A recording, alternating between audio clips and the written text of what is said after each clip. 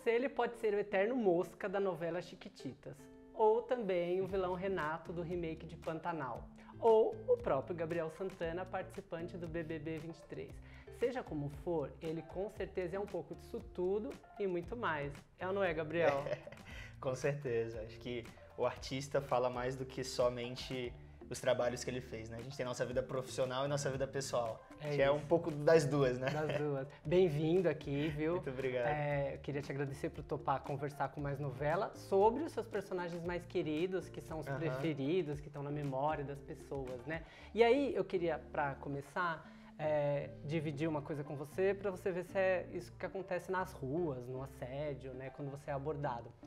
Para os nossos leitores, eles lembram muito assim, o Gabriel, é o Mosca, é o Mosca, é o Mosca. Outras pessoas que gostam mais assim do horário nobre, de uma boa novela, Pantanal. É o vilão, mini vilão, o filho do vilão de Pantanal. E para a grande massa que acompanha o BBB, é o ex-BBB. Você sente isso também, essa diferença na rua, assim? Olha, eu acho que antes do BBB tinha muito esse lugar de me reconhecerem pelos trabalhos que eu havia feito, né? Principalmente Chiquititas, né, gente? Chiquititas tá top 10 da Netflix há anos, o SBT reprisa o tempo inteiro, faz parte das gerações, né? As gerações vão crescendo, mas como vai sempre reprisando, as novas gerações também vão acompanhando.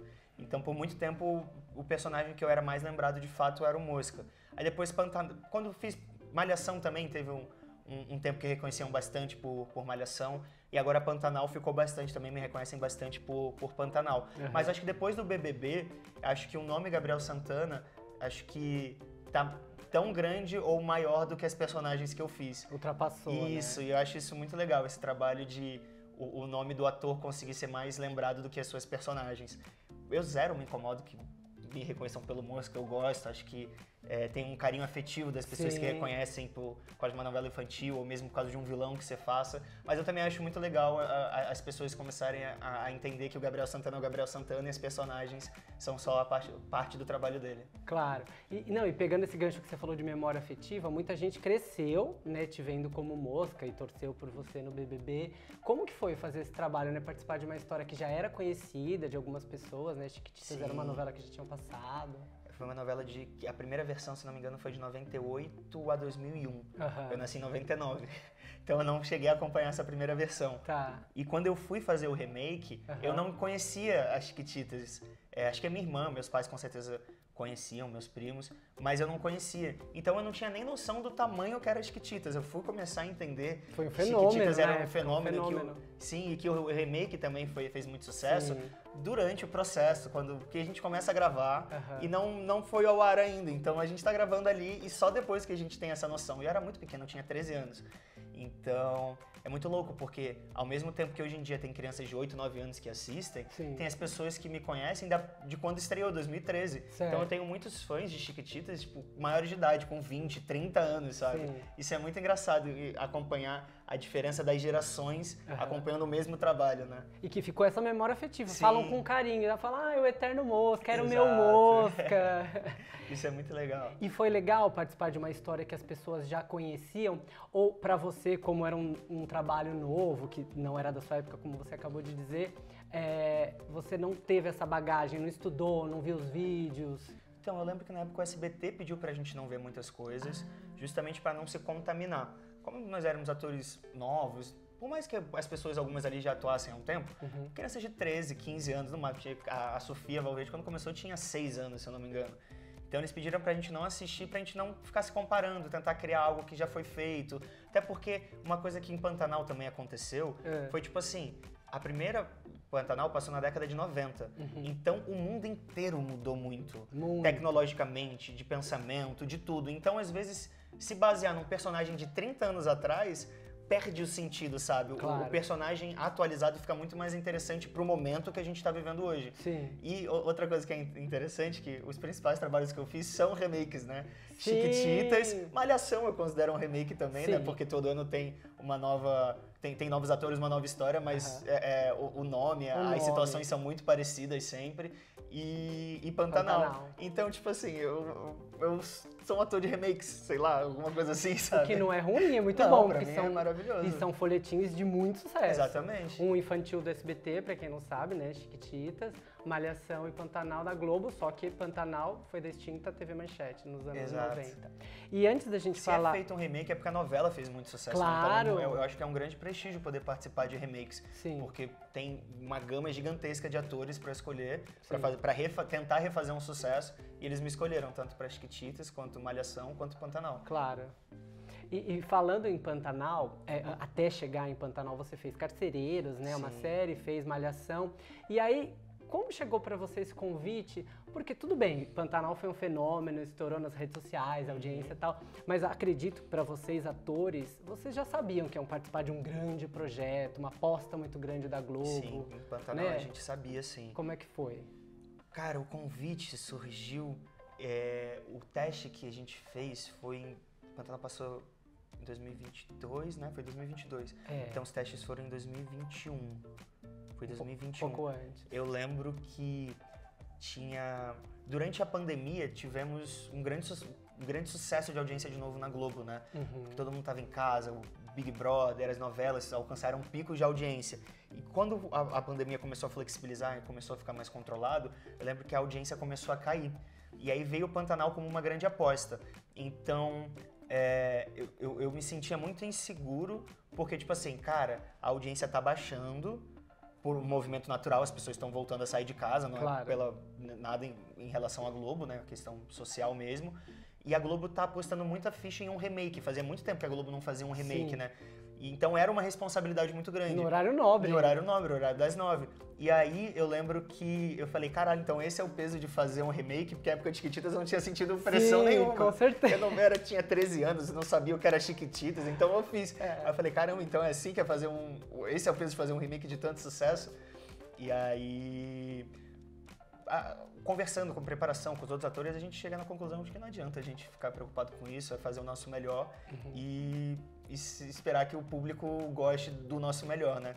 Mas eu lembro que eu estava fazendo outros testes, foi durante a pandemia, ainda estava flexibilizado, estava começando a flexibilizar e eu estava fazendo outros testes para as outras séries, outros filmes, que eu estava editado, aí eu fiz o teste para Pantanal, um vídeo teste em casa, gravei, mandei e fiquei tipo um mês sem resposta. Aí eu falei, cara, não passei. Desencanou. Tipo, tudo bem, não me chamaram para um teste presencial, tipo, tô fazendo outros testes, tô conhecendo outros diretores, deixa eu focar aqui. Sim. Aí aconteceu que os outros todos não deram certo. Olha. E do nada veio uma ligação do meu agente falando que eu tinha passado para Pantanal, com um videoteste de casa feito, tipo, não fui fazer teste presencial. Era pra ser, né? Era pra ser. É muito louco, porque é sempre assim, quando você coloca muita expectativa num teste, você não passa, e vem um outro que você não tá colocando tanta expectativa e te surpreende muito positivamente. E ao longo, assim, da novela, que foi uma crescente, né? Pantanal veio depois de Um Lugar ao Sol, que foi uma novela que foi totalmente gravada, um esquema diferente que a Globo fez, e foi na época que você falou que as pessoas começaram a sair de novo e tal.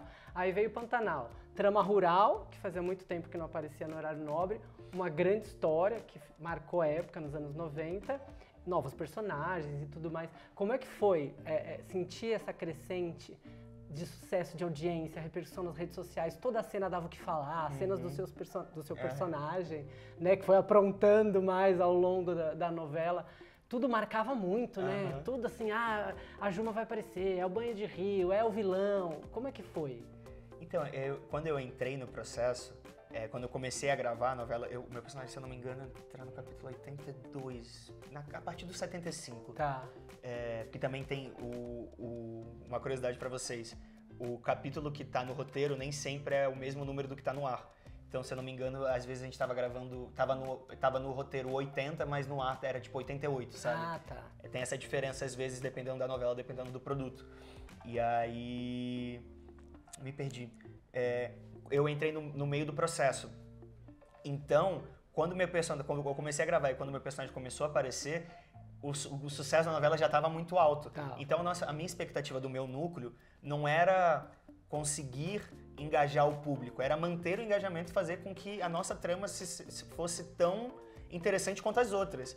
parece que é tranquilo, mas chegar num núcleo que começa no meio da novela é muito difícil, porque você tem que acompanhar um trem que já tá 100 por hora, sabe? Claro, e as pessoas já tem quem gosta, quem não gosta. Exatamente.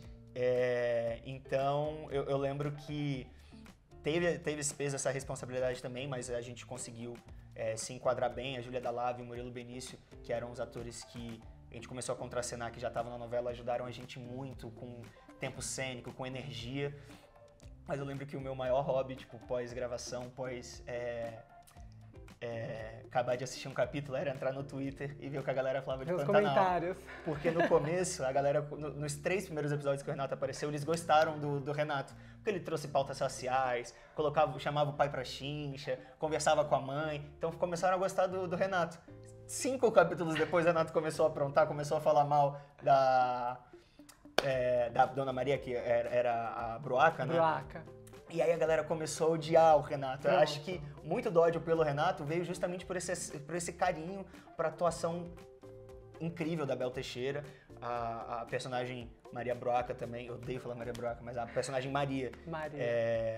É uma personagem carismática e a Bel fez isso, porra, que mulher genial, né? Então muito do ódio do Renato acho que veio por conta dessa empatia toda que tinham por essa personagem. Então, durante o processo de gravação, eu pensava, o que eu posso fazer pra irritar mais o público? Olha e aí, isso. eu pensava mesmo, tipo assim, eu sei que eles não gostam que eu fale dela. Como é que eu posso usar o nome dela ou alguma atitude que faça as pessoas gostarem menos do Renato? Porque eu já sabia que lá na frente ele seria o vilão. Então, eu já queria cativar o ódio delas antes, entendeu? Já começar a construir. Exatamente. Então eu lembro que eu amava ver as pessoas falando mal do Renato, assim, porque eu falava, ufa, vai dar certo. Quando ele começar a aprontar, vai dar certo. E é isso, né? O vilão, ele, amado ou odiado, ele é sempre o vilão. Então é esse que faz o boom do personagem, né? Um vilão indiferente não é um bom vilão. As pessoas têm que amar ou odiar. E aí, por isso que eu gosto muito do Murilo Benício, porque eu acho que ele usou uma estratégia contrária à minha. Mas é porque ele teve também muito mais tempo de desenvolver, e ele é um outro gênio, né? Uma coisa é você ser o vilão que faz as pessoas te odiarem, outra coisa é você ser o vilão que é humanizado. Tipo o Coringa, todo mundo ama o Coringa, sabe? Sim. E todo mundo torce pro Batman se dar mal em algum momento. Então, eu acho que o Murilo fez muito isso, ele humanizava o Tenório de uma maneira que eu vi umas cenas, eu li e falava, tá, entendi o cenário, o Tenório tá fazendo isso, mas quando eu vi o Murilo fazendo, ele ia na contramão, fazer uma coisa completamente contrária, que eu falava, gente, ele é um vilão, mas, tipo assim, eu vejo humanidade nele. Sim. Humanizar vilão é muito legal. Sim. Então, admiro muito o Murilo pelo trabalho que ele fez foi um em excelente. Pantanal. Ele também foi muito odiado, mas é o que você falou. Em alguns momentos as pessoas conseguiam se identificar ou de alguma maneira entender o que ele fazia e tal. E assim como o seu personagem, porque ele se dividia entre a mãe indignada com a situação e o pai, que era um dos grandes vilões da história, né? Então era um misto ali, né? Com certeza. Eu acho que quando você vai fazer um vilão, acho que é muito importante você não fazê-lo mal por ele ser mal, né? Acho que em nenhum momento eu pensei que o Renato fosse um cara mal. Eu só achava ele equivocado nos pontos de vista dele. Por ele ser equivocado em alguns pontos de vista, as atitudes dele acabam sendo equivocadas também, né? Porque no final das contas, o Renato só queria apoiar a família dele. Claro. Só que ele era tava lutando pela família dele. Só que ele era tão cego nisso, de querer ajudar a família, porque ele achava que a família merecia, que todo o resto acabava pra ele não sendo importante. E acho que é aí que tá o grande erro do Renato nessa história toda, sabe?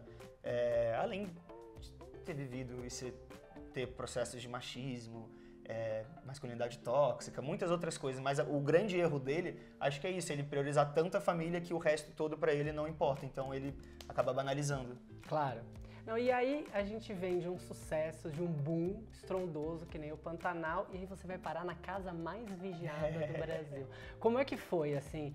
Porque a gente sempre acredita que os atores e os personagens bem-sucedidos de um trabalho espetacular como foi o Pantanal tem uma lista depois de convites, ou de filmes, ou de séries, e aí o BBB não costuma estar na lista de prioridades, principalmente dos atores. Como é que foi pra você receber esse convite e topar entrar nessa loucura aí? Perfeito. Quando acabou o Pantanal, acabaram as gravações no dia 1 de outubro, se eu não me engano. Eu parei de gravar no dia 27 de setembro, no dia do meu aniversário. Meu último dia de gravação foi no dia do meu aniversário. E aí, passou acho que 20 dias, 30 dias no máximo. Acho que não, foi menos de 30 dias, que foi em outubro mesmo. nas 2 primeiras semanas de outubro, um produtor de elenco da Globo me mandou uma mensagem falando: Gabi, quero fazer uma reunião com você, um projeto super secreto, super inicial aqui. Só que ele falou inicial, tá iniciando o projeto. Aí ele quis me enganar. Claro. Aí ele falou: vamos fazer uma reunião? Aí eu falei: vamos. Aí Você eu fui nem pra imaginou, reunião. obviamente. Então, um produtor de elenco me chama para um projeto inicial que está começando. Eu pensei em quadro, em algum programa, pensei em novela, pensei em série, pensei em tudo.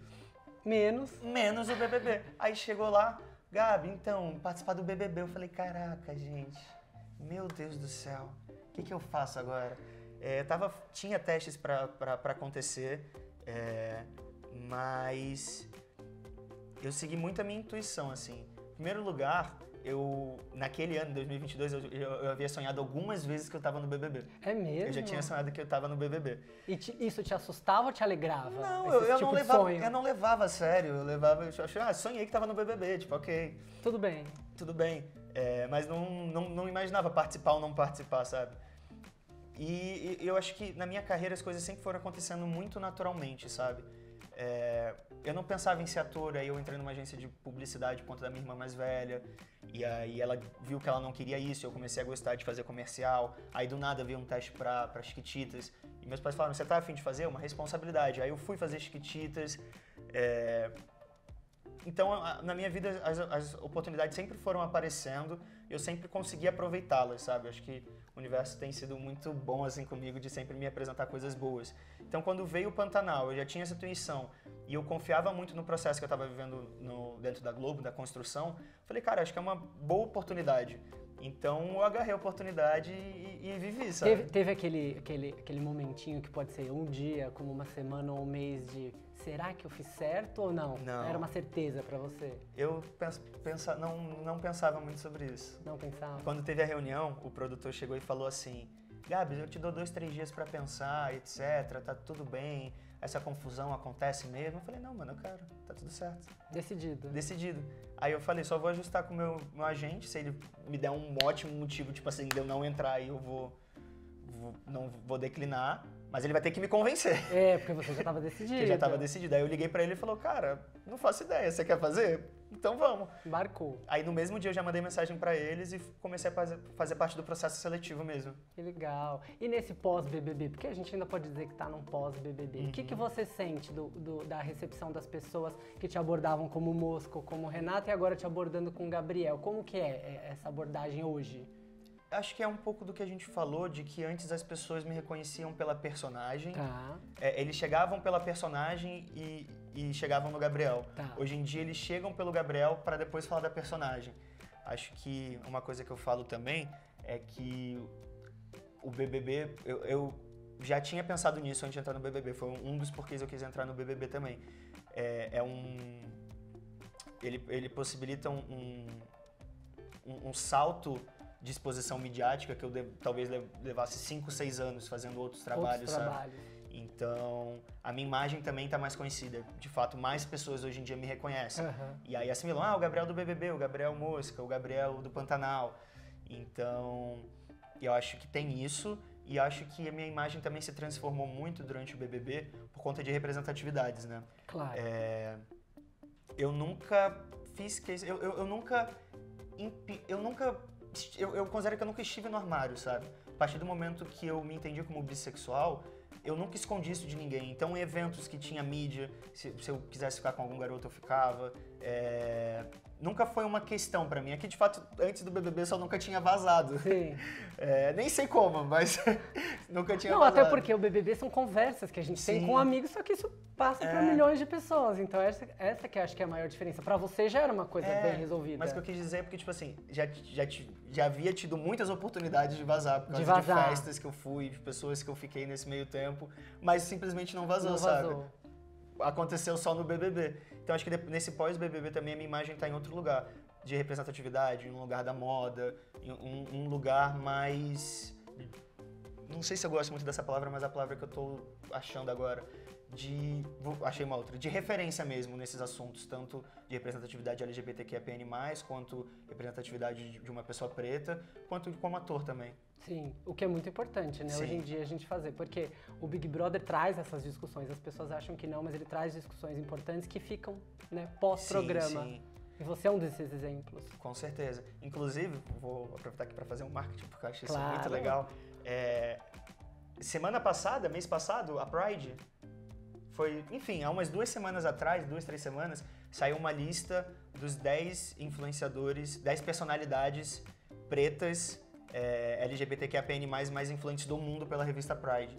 E tivemos 2 brasileiros, eu e a Lina Quebrada. Que legal! Então isso foi incrível. Privilégio. Tipo, ser considerado uma das pessoas pretas LGBT mais influentes do mundo, cara. Isso pra mim foi um grande presente, assim, que eu tive por conta do BBB. E isso tende a continuar com a sua exposição e com os novos projetos, que é o que eu vou te perguntar com agora. As pessoas estão com saudade do Gabriel. O que a gente pode dizer de novidade aí por aí? Novidade? É. Já lançou, né, o Ruby Marinho? Lançou hoje.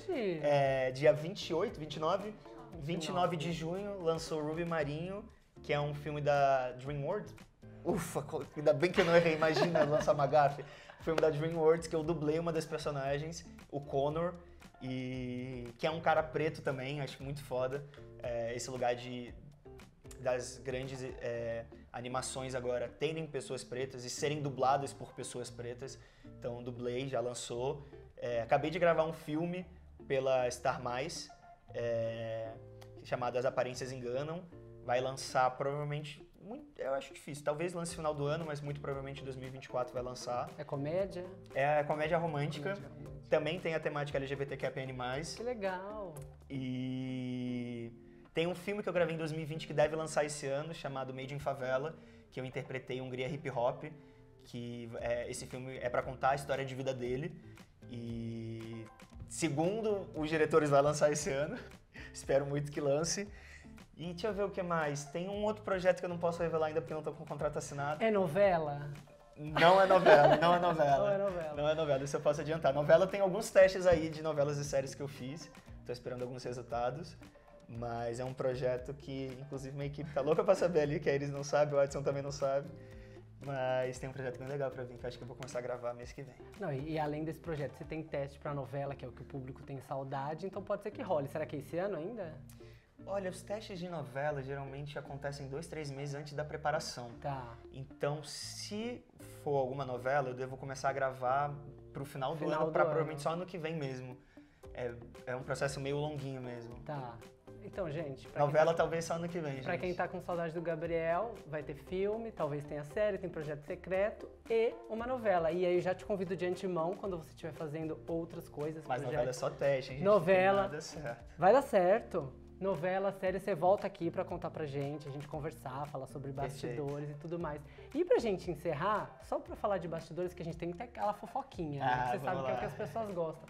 Conta uma curiosidade, ou de Chiquititas, ou de Pantanal, que são as mais representativas. Pro público, ficou amizade, rolou alguma coisa engraçada, amigos que você mantém, sei lá. Pantanal foi uma grata surpresa, porque eu conheci muitos atores que sempre foram referências pra mim.